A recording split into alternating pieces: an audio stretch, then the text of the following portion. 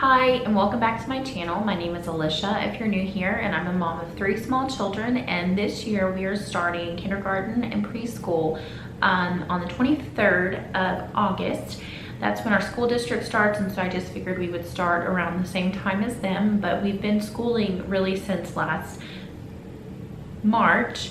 We've just been doing some little informal lessons in little workbooks that I bought from Barnes & Noble and on Amazon, teaching my girls things like phonics and sight words and math concepts and a few other things that you might remember from your own childhood in the highlights magazines. Well, they now have little workbooks and curriculums that I've been using, and I will show you those in a minute, but my girls really enjoy them. So this year we're going to jump in a little bit more to other things that I've been wanting to teach them and work with them on for a really long time.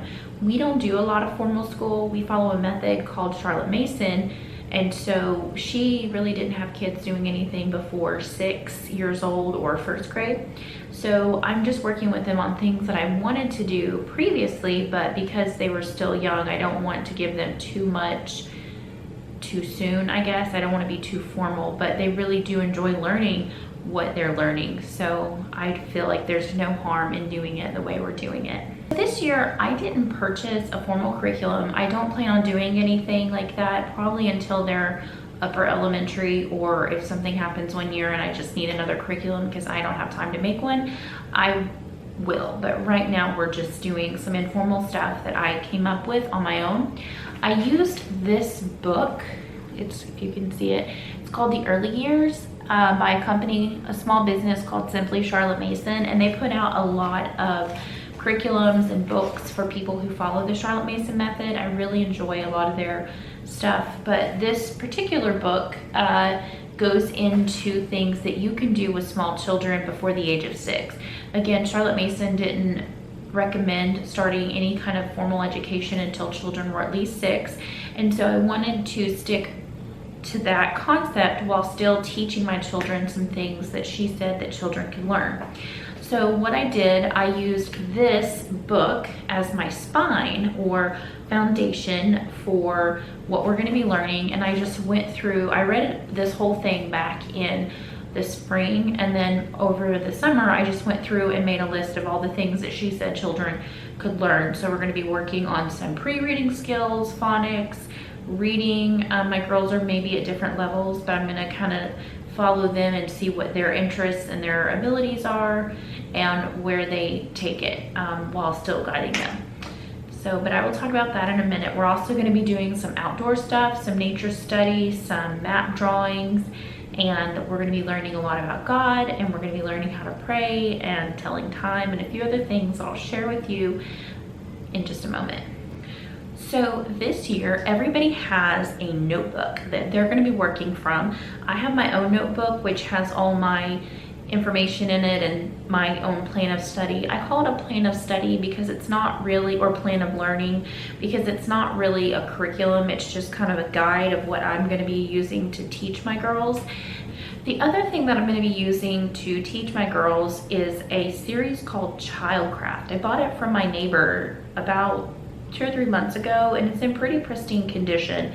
It's these books right here. They're kind of like an encyclopedia series, maybe more of a general knowledge for children series. They have things that we're about to finish up the poetry book. They also have one on stories and fables, which we're going to go into next. They have some on how things work in outer space. They have things on animal kingdom, the plant kingdom, all sorts of different things. Some of this may or may not be relevant because these books are about 40 years old, but they're still fun. They have good pictures, and I think my girls will really just enjoy learning about these books. They're also very well written, which is a really big deal. I keep all of my homeschool stuff in a very large basket, and that's just been really helpful to keep it all contained. This semester, what I'm planning to do is use this notebook, and this has all of my stuff in it. So I have my school schedule. We're going to pray, we're going to learn the days of the week, we're going to learn the months of the year, we're going to talk about the date and track the weather. I'll show you that when I show you my girls' notebooks. We're also going to learn to count to 100, and we're just going to fill in a little square with a number every day for school. And then once we get to 100 days of school, we're gonna have a little ice cream party. So I think that'll be really fun. And they're learning how to count to 100. Again, after that, we'll read a little bit from our childcraft books and then go on to talking about habits. Now, Charlotte Mason was really big on teaching children habits, because whether you teach your children or not, they're gonna learn habits. Whether good or bad, they're going to learn them. And so she said one of the most important habits that you can teach a child is attention, which is just the ability to focus. As I've been reading more about her habit of attention, I've noticed my own attention deficit. I don't know if I have ADD or ADHD, but I can definitely see how I can do a dozen different tasks. I'll bounce from one thing to the next, and then suddenly I'm like, I didn't finish anything that I intended to do. So my girls and I are gonna work on the habit of attention, and I myself am gonna do that. And then there are a few other ones that I printed off here. This is from Mater Amabilis, and they list all kinds of different habits. And we're gonna learn about habits just through talking about them, through role playing. I have some puppets that we're gonna use, maybe some games. Haven't gotten through all of it yet, but we're gonna do different ways to give them ideas. And then of course we're gonna practice those in our everyday life. Something else that is very near and dear to my heart and Charlotte Mason's is knowing who God is. I really want my children to have a good foundational understanding of who God is. Not some big man in the sky who is always trying to get you in trouble or punish you. I really want them to know that God is a loving, close friend, and he's always with us. He is creator, he is our father. We also have a duty to obey God because he is our creator. So I've taken several of the things that Charlotte Mason listed in the Early Years book, and I did individual attributes of God and Jesus, and I put a Bible verse that we're going to memorize and a Bible story that we're going to read, and we're going to focus on one a week. And then I have 12, so we'll do 12 weeks. After 12 weeks we'll stop and we'll focus on Thanksgiving and Christmas and read all about that. And then we'll pick back up in the new year, and I think I'm just gonna start over and we'll just review those again. I have been looking for a good children's Bible to read to them. I have one, but I just felt it was a little advanced. It's probably more for like older elementary children, and they didn't really pay much attention.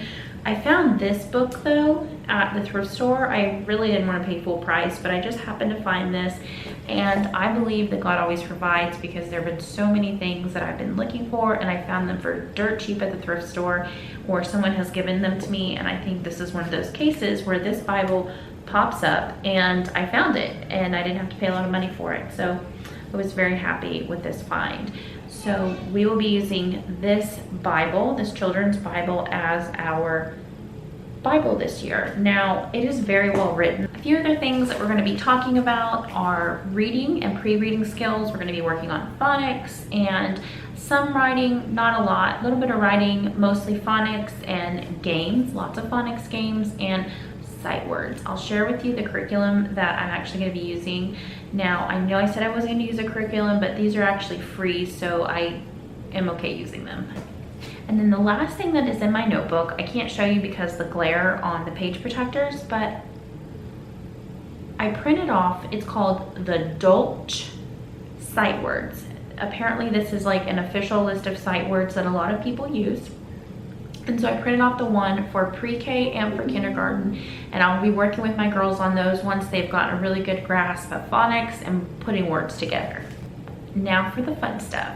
So each of my girls got a binder like this. I just got it for $1 from the Dollar Tree.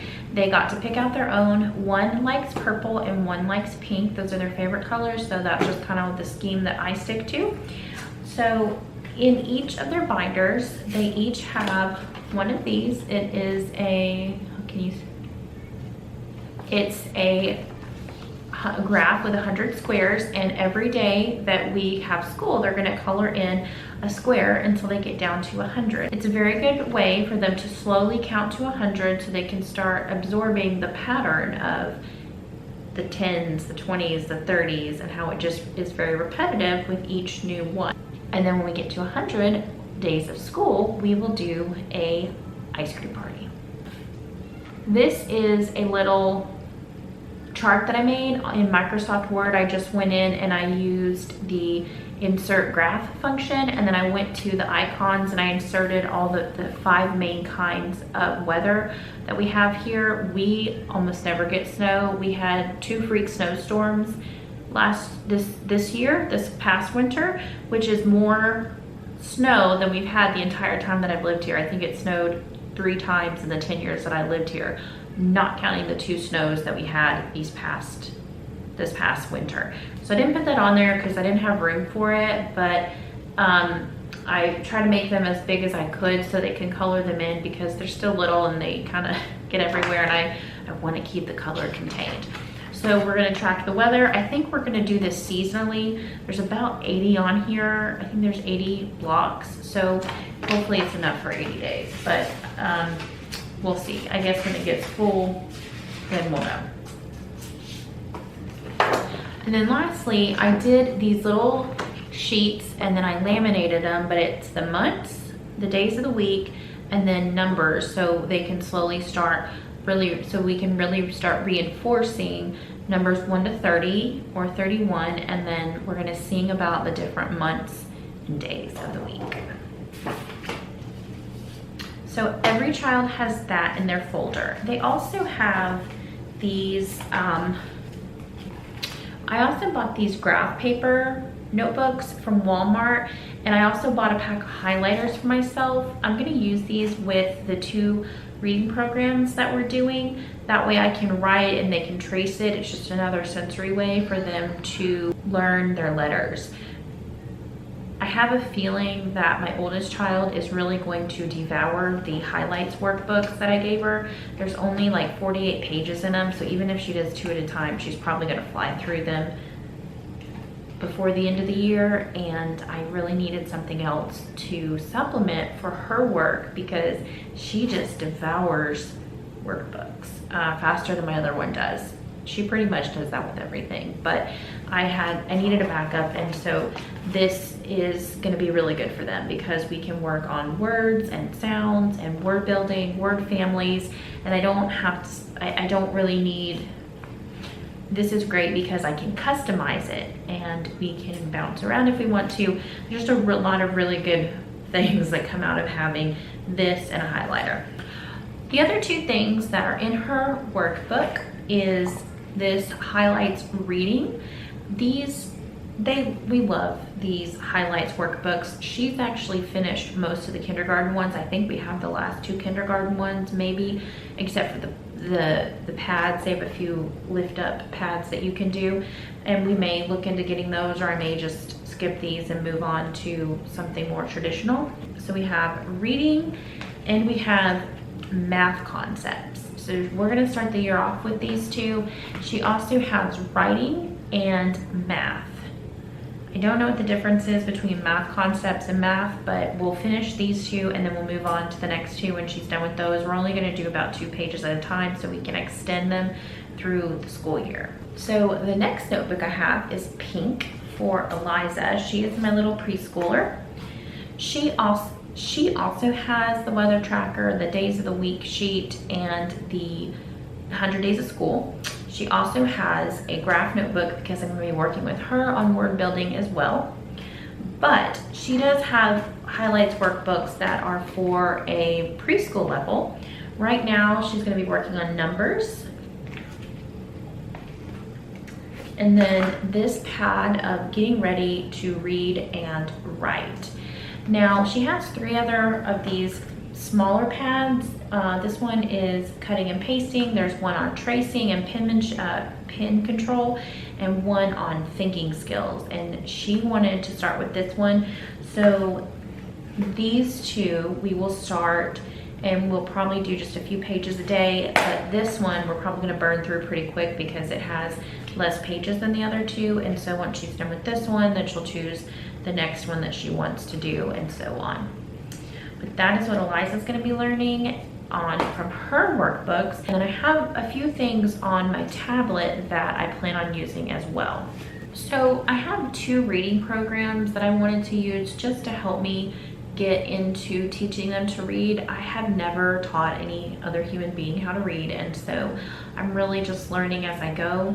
But I've been watching a lot of videos, and it seems that it's all kind of the same, phonics and sight words. Some rely more on one or the other depending on what you're using, but we're kind of just, I'm just throwing both at my kids, and they're picking up what I'm putting out pretty well, because they're finding words where we go. If they have a sight word, they say, "Mommy, look, there's the word on," or whatever the sight word may be.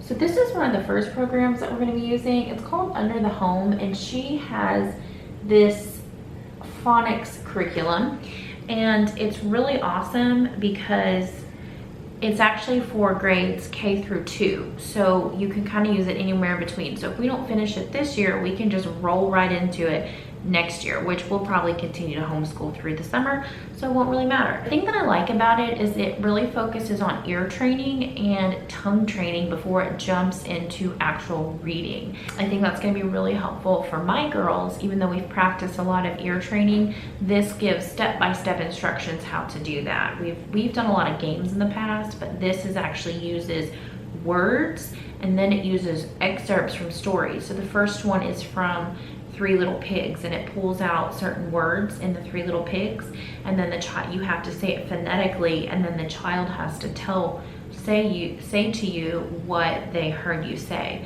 So I like that it uses stories in order to teach children phonics.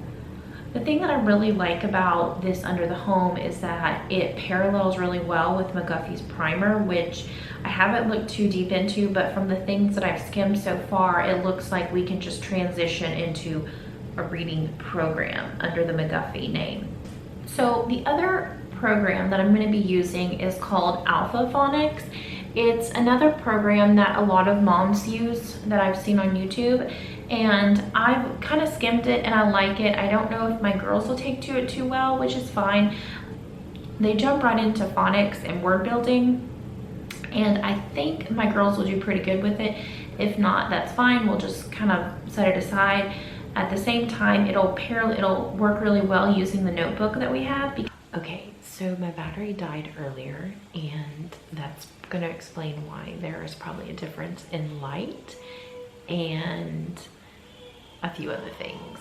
The baby is trying to go to sleep. She woke up, and I'm trying to let her put herself back to sleep. So she's fussing. We're working on letting her do that. So that's why she's fussing. She's very tired, and she just does not want to sleep. So that's what's going on back there. Anyway, so I'm going to talk a little bit about next semester. If it's a little spring semester, if it's a little repetitive, I apologize. But basically, my plan for this semester, I've already shown you what is in our basket, and then we'll homeschool from August 23rd to the Friday before Thanksgiving, and then after that we're going to wrap up the semester, and then we will go into reading books on Thanksgiving and Christmas. I don't know exactly what we're going to do, but I'm thinking something with Advent, and maybe seeing how other Christian faiths, Christian denominations, how they celebrate Christmas and what their traditions are, as well as other cultures. Spring semester, I plan on starting the attributes of God checklist over, doing one attribute a week, and I might keep the same verses. I might find new ones and new stories. I don't know, I haven't made it that far, but that, and then we're going to do our outdoor geography lessons again, which I think my girls will love. And then I'm going to see where we are with my older kids' workbook, because she is probably going to go through them really fast, and she may take to reading really well and want to move into writing. There's some on the Under the Home website, they have the McGuffey readers, the copy work, the tracing work, and some of the, I think the primer.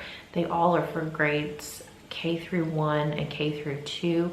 So I think I could start incorporating those as she's working her way out of the highlights workbooks. I don't 100% know what we're gonna do in the spring, but that's still a whole couple months off. So I'm gonna take some time and see where we are. My goal is really just to let my children lead. I don't wanna try to put something on them that they're not ready for.